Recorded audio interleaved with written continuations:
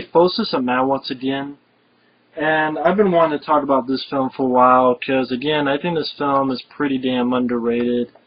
I don't really understand the hate for it.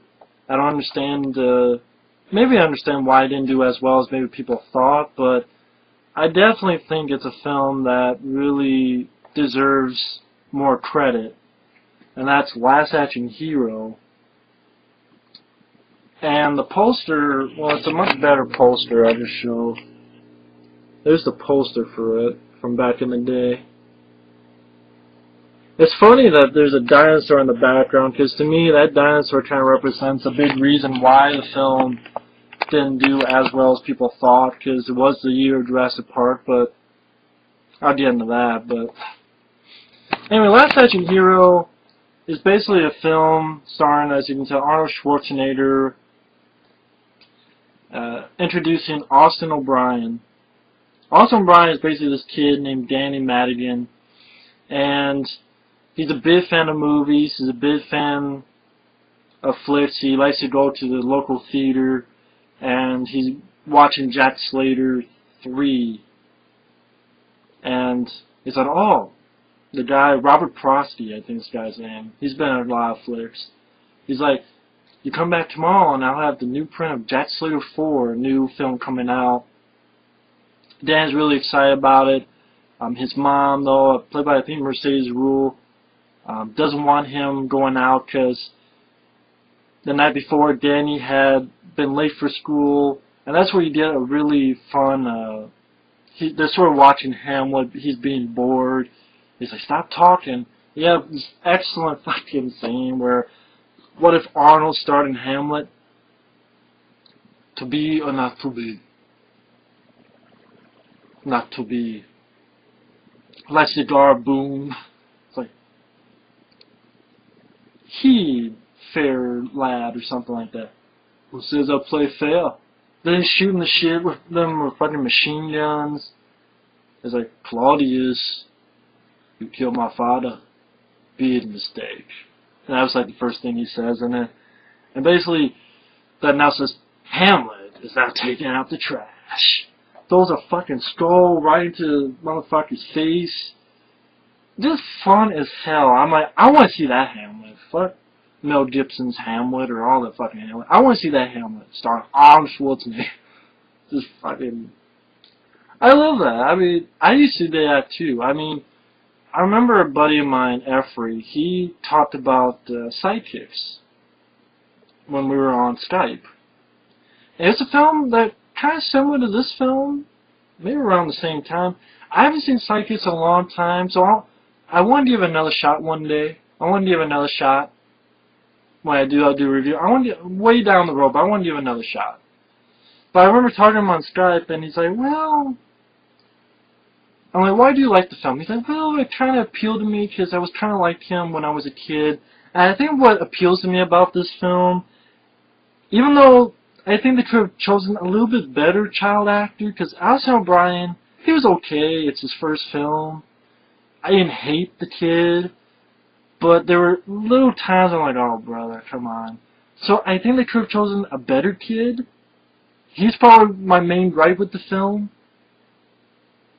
Really, I'm going to say my only gripe with the film was that, but he was okay, but the idea appealed to me because I was kind of like that. You know, imagining myself in other films. I could see it easily. You know, as a kid, till this day, I'm very much attached to films, action films. Schwarzenegger as well as Stallone and all those guys. I was big, really big part of my life growing up. So I could relate to this character, Danny.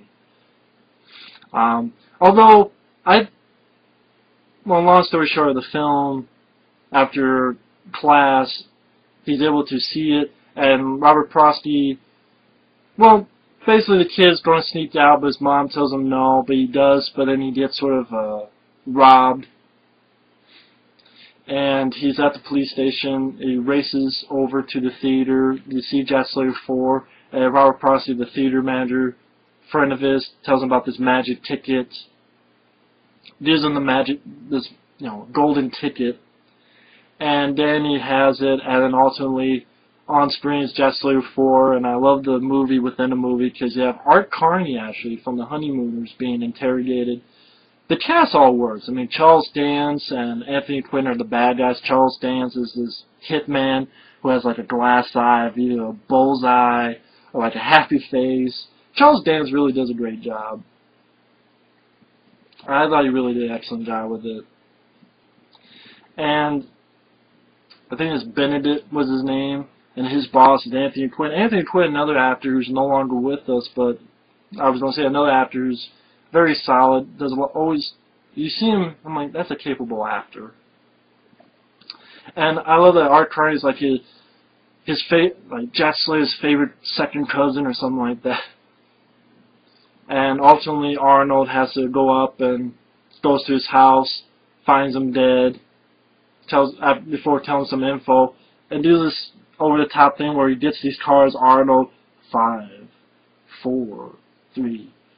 It's a bomb, and you know, really great explosion. Of course, the kid says what we thought. You know, Jet Slayer's good. 2 guys are dead. I like they do a little play on Lethal Weapon where the older black guy looks a little bit like Danny Glover.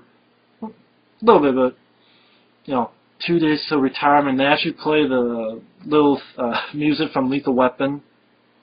I think the guy who did the score, Michael Kamen, I think he did the score to Lethal Weapon. I think that's how they were able to use that. I believe he did.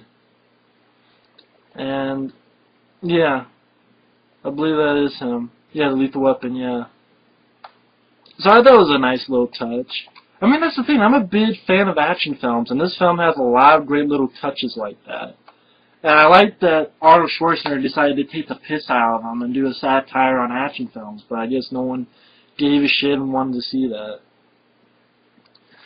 But he has a boss played by Frank McRae, who has a career playing. He was the boss in 48 Hours. I also liked him in National Lampoon's Loaded Weapon 1. That's another underrated film I actually like a lot. But Frank McRae always plays a good a boss, so to speak. And of course, you know, he's the boss who yells at him, but they play off on that because sometimes the glass breaks, sometimes it's so cartoonish they have smoke coming out of his ears. And Arnold's like, "Can you understand him?" And the kid's like, "I think some of it's English." Like, I don't know, I mean, they know what kind of movie they're making is what I'm getting at. But ultimately, the golden ticket occurs because there's a car chase scene where Arnold's shooting a dynamite that's being thrown at him, and there he gets into the movie and ultimately is now joining Arnold and the movie within the movie. And you have this over-the-top car chase scene, very well done. I mean, directed by John McTiernan. You know, same guy who did Die Hard and Predator, so the guy knows how to do action scenes. And it's over the top. It shows, it's about being over the top in this action film. It's so over the top. An ice cream truck blows up and a guy gets killed by having a cone stuck in his head. And Arnold says a bad line on purpose. That should chill him out, you know, to cone a phrase. Like, it's purposely bad lines. And even, you know, the character Danny says, "Wait a minute, the soundtrack, because AC/DC's Big Guns playing. Wait, the soundtrack, the bad puns, so I'm in a movie." And in this movie world, it's a lot of fun.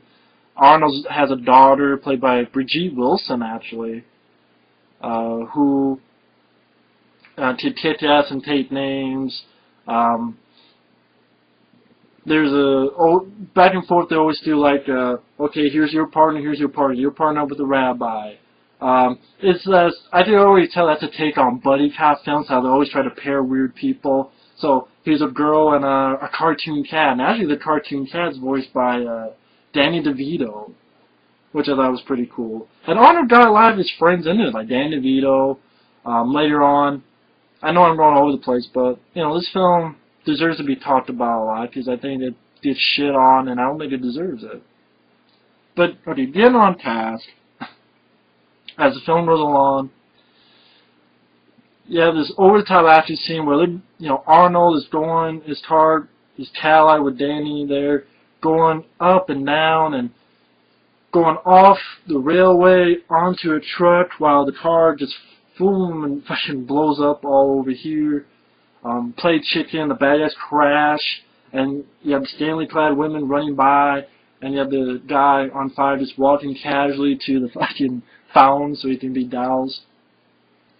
Like, very over-the-top version. Like, Danny comments on how, wait a minute, everybody's pretty here. There's, you know, no normal-looking girls. And you have, like you said, getting his friends in. You have Sharon Stone passing by, her in their Basic Instinct character. You have Robert Patrick as the T-1000 walking by. He's like, wait a minute, you know. And, like, later on, he's like, wait a minute, what's your number? 555. See, every number is a 555. And I was like, that's why we have area codes. Like, I'm going all over the place, but see the movie to know what I mean. So that's why I want to be vague in certain points, but over the top in certain points. I can't help it. I love this movie a lot. Because I like the idea of, okay, a kid being thrust into this action film, and, you know, Arnold Schwarzenegger sort of taking the piss out of what he does, having fun with it. And this world, film within the film, it's a lot of fun. You know, when Arnold later on gets fired, he gets to a new place, he automatically shoots the closet, a bad guy falls, and Danny's like, also in Brian's character, Danny's like, why'd you do that? He's like, there's always a bad guy in the closet. Or, there's a scene where the kid is with Danny, the kid's with the Schwarzenegger's daughter, and Schwarzenegger leaves, the bad guys come, Arnold goes in, and I like the fact where, first off, the girl is like, she gets slapped and big mistake, just screams for some reason, but beats the shit out of a guy, and Arnold, of course, he gets shot, but of course he gets a bulletproof vest, and the reason I'm smiling is that after all this, I don't know why it makes me laugh, but they realize that one of Charles Dance's eyes is on the floor, like it must have been popped off or whatever, and the cop looks at it, and of course the dumb decision does this little, what's this, and connects it. I just love Arnold's reaction, like, don't touch! It cuts away to an explosion. And then it's Arnold and also Brian sort of sitting there while Frank Murray is yelling and screaming at them, but being so over the top you can't understand what he's saying. I don't know, that just really spoke volumes to the over the top, excessive, crazy ways of action films. I just love Arnold's full touch. I don't know why. Sometimes weird stuff like that makes you laugh, but it does. But the general sense of it is Charles Dance and Anthony Quinn, they've set up for this guy to be filled with this nerve gas at this funeral and kill all the families there, and they'll succeed. But then later on, Charles Dance finds the ticket, realizes something's up, and of course when he turns on TV, it's the Twilight Zone playing. Do-do-do-do-do-do-do. And Charles Dance was like, whoa, I can use this. But then the film within the film's playing, and the plot where, really good action scene where Arnold has to get to the top, and he pretends to be like, wait, I heard something. He goes down to the guy like, get me out of here. And I just love Arnold playing like, get me out of here. Oh my god, this man's not dead. Doctor, I need a doctor. Of course there's a doctor. You're a doctor? You know, knocks him out. He's like, I need a doctor. Oh, get up, doctor, come on, doctor. Because there's a bomb on the guy. He's going to kill everybody. And of course, he tells Austin Bryan to get the crane. And even he's like, well, how the hell am I going to do it? But it's supposed to be an over-top action film. And of course, everybody, grandmas, every fucking guy, like hundreds of people, all of them have guns. And of course, they're all shooting at Arnold. And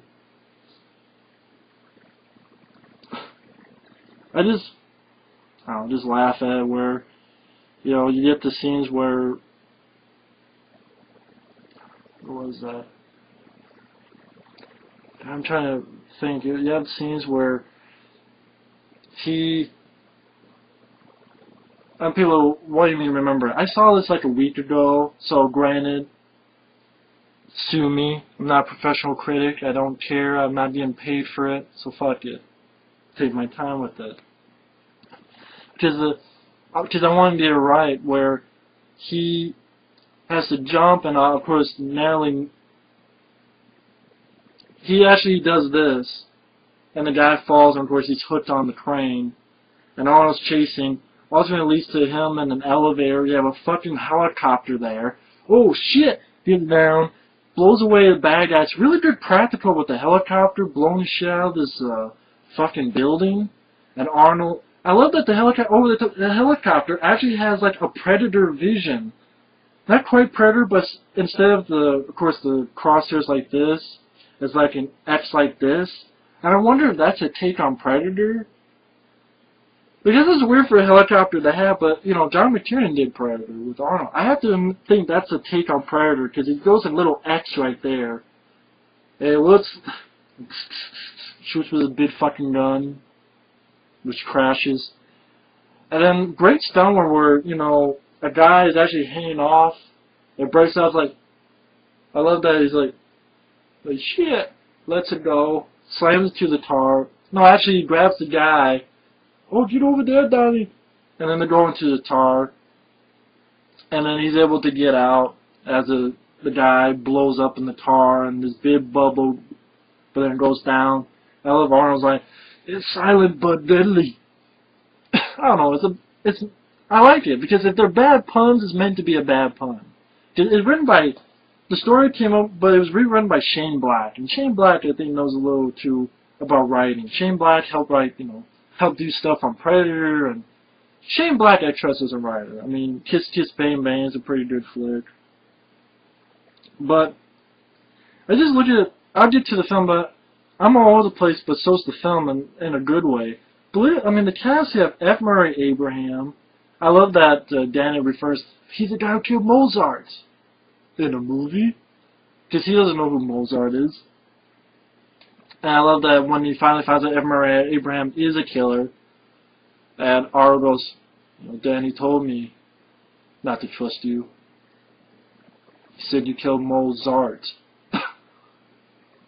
And F. Murray Abraham's like, who's Mozart? You know, as in Mozart. I don't know, I just love that. It's like, well, I don't know, I've killed a bunch of guys. I mean, that little bits and pieces, I thought this script is a little bit smarter than people give it credit for. That's why it just fucking confuses me why people just call this a dumb action movie.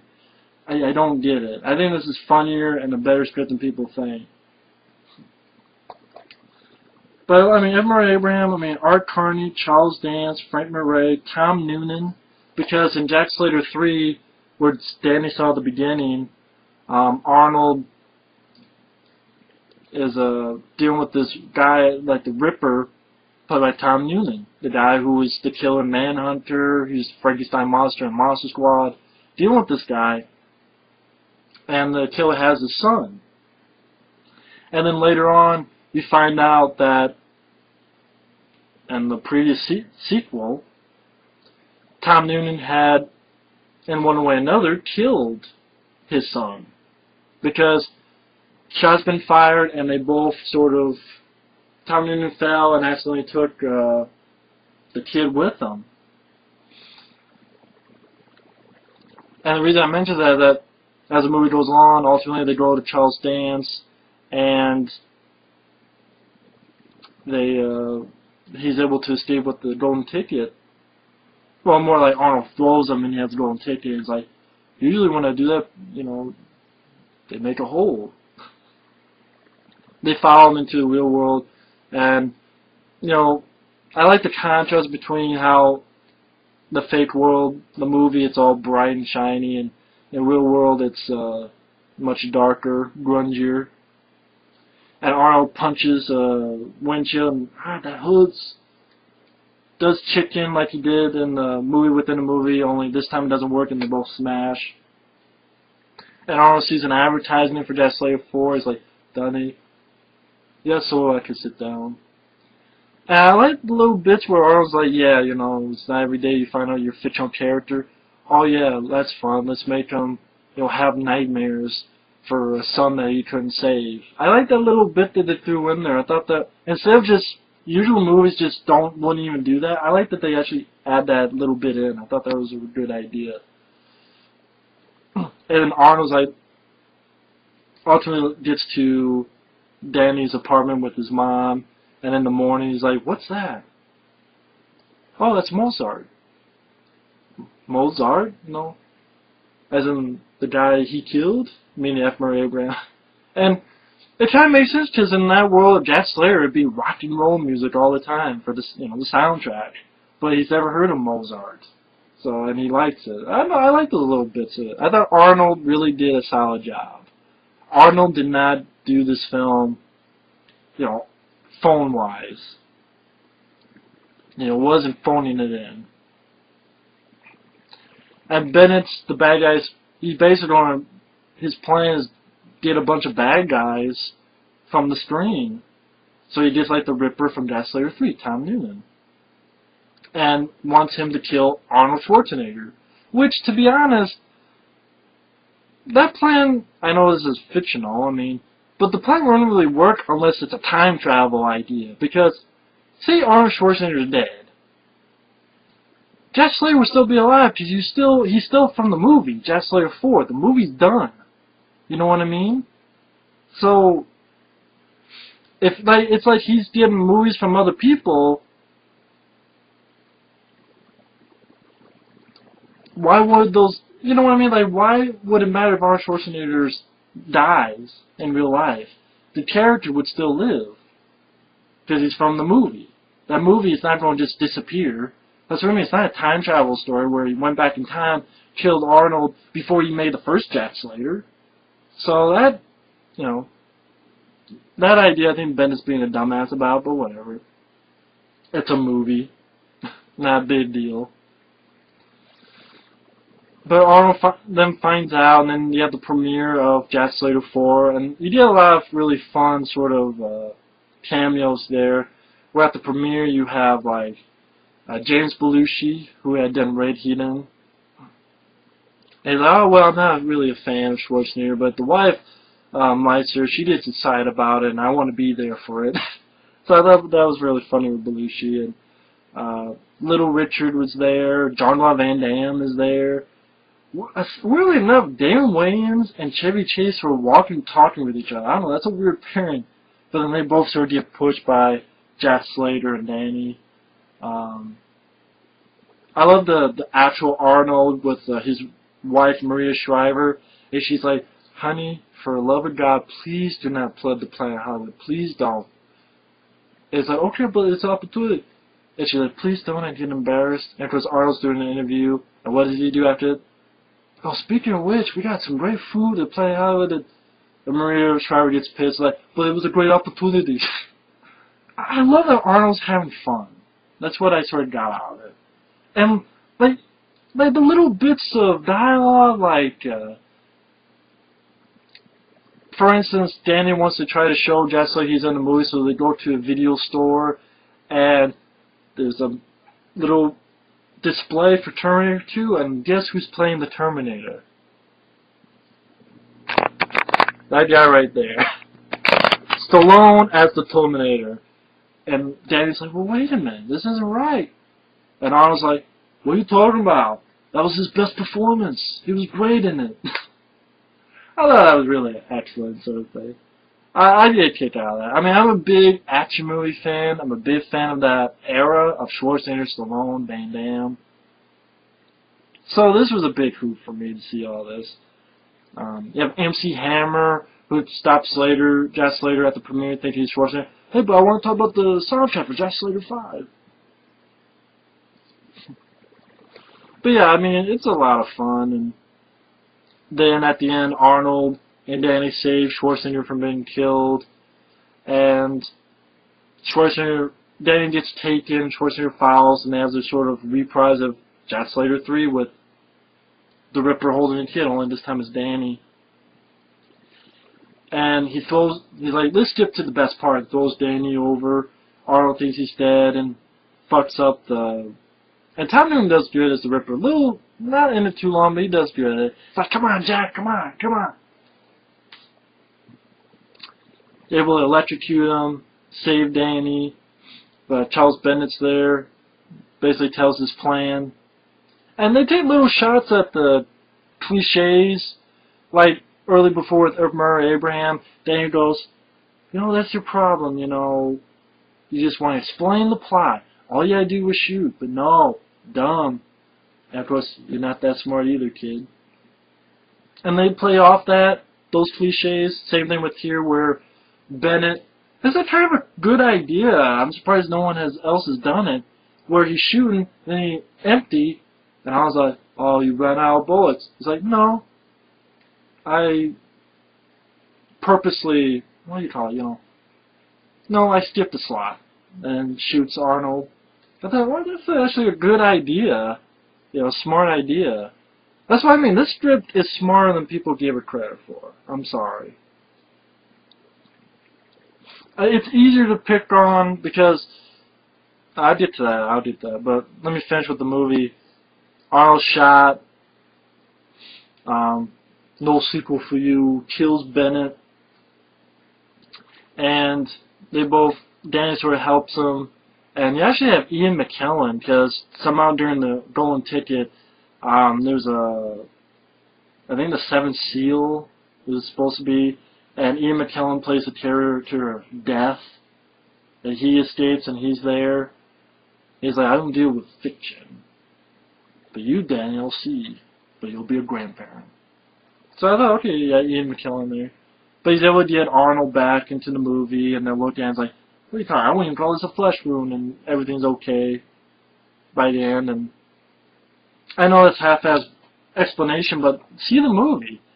Grand, even half the explanation. If you want to know and make sense of my explanation, watch the film.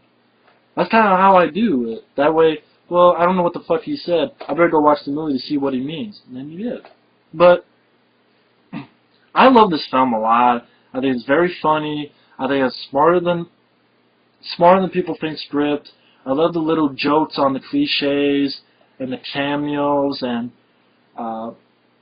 just a lot of fun, and everybody's having a ball. John McTiernan, and the only problem I had was Austin O'Brien. I mean, sometimes he gets annoying with just purposely saying, no, but it's a movie, this is a movie, this is a movie, this is a movie. I'm like, dude, they don't believe you. If you know your movies, then you should know they never believe the fucking kid. So, lie. Make some shit up. And once in a while he does it, but, you know, they don't believe it's a fucking movie, kid, okay? I would know this. But, again, I kind of see myself as a kid, but this would be a ball for me, but I also saw a lot of horror films, too, so I know they don't believe the kid, and if some crazy shit happens, then I don't believe you, so lie. Make something up, that way they'll believe you. But I didn't hate Austin O'Brien, but they could have had a better kid, I think. But I always remember him also from a film called Pre-Hysteria. That's when Full Moon had like a division of family films, and he was a kid who found these little miniature dinosaurs. I don't know if anyone remembers that movie, but I didn't like the movie, but I just remember that movie. But yeah, other than Austin O'Brien, the rest I love. I mean, I love the film within the film. I love the over-the-top action scenes. Practical, a lot of practical stuff, explosions. Arnold has a ball with this. Takes the piss out of his persona. I like that. The script is better than average. Love the references. References to Die Hard and other stuff. I still think that thing was a reference to Predator. I'm sorry.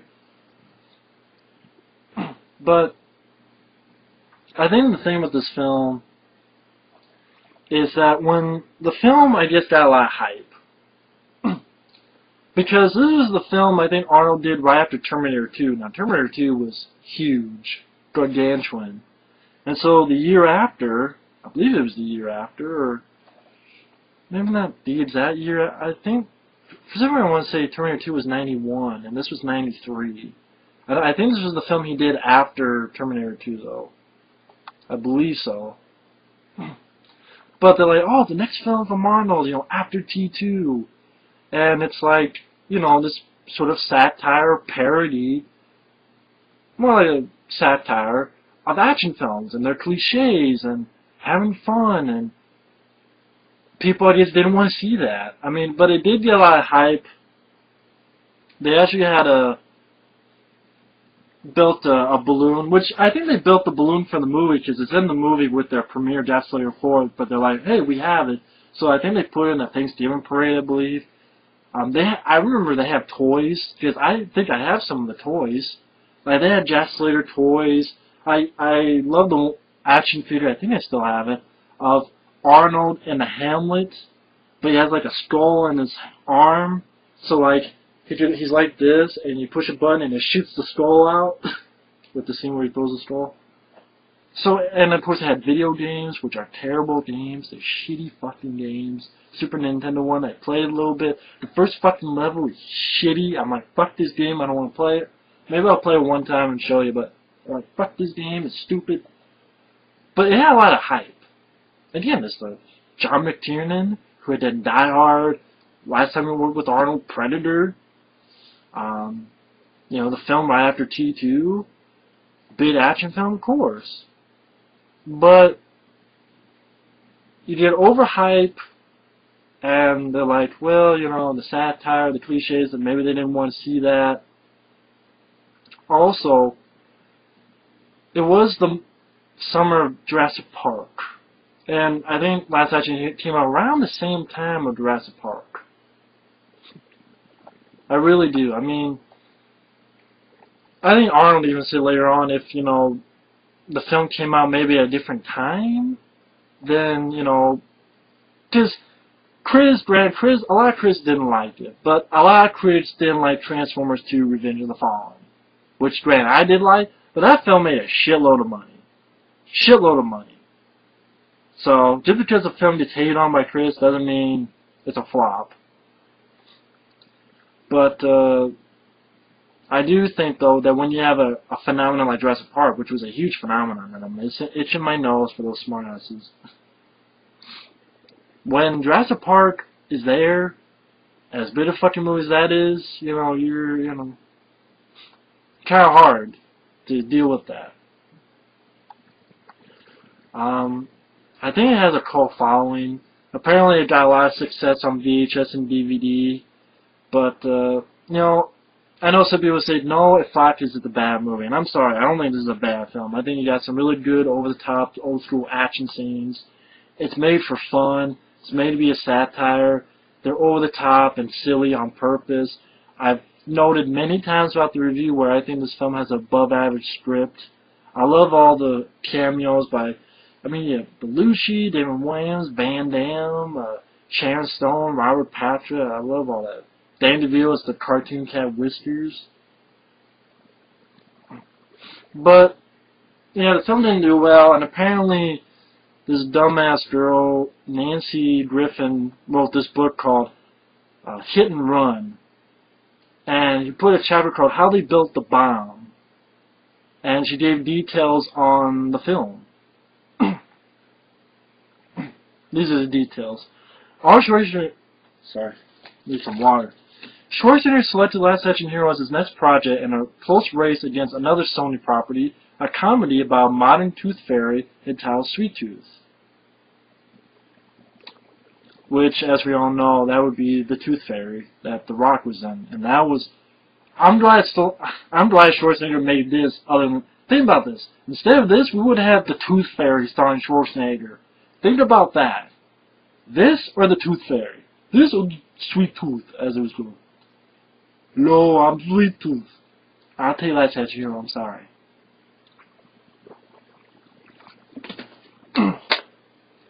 Universal moved Jurassic Park to June 11th, well after Sony had decided on June 18th release date. So yeah, Jurassic Park actually came out first, a week before Last Action Hero. Yeah, that. I don't know. I love Jurassic Park. I'd be able to say I could watch this over Jurassic Park, though. Jurassic Park is a great movie. I love it. I have friends who don't like Jurassic Park, and that's fine.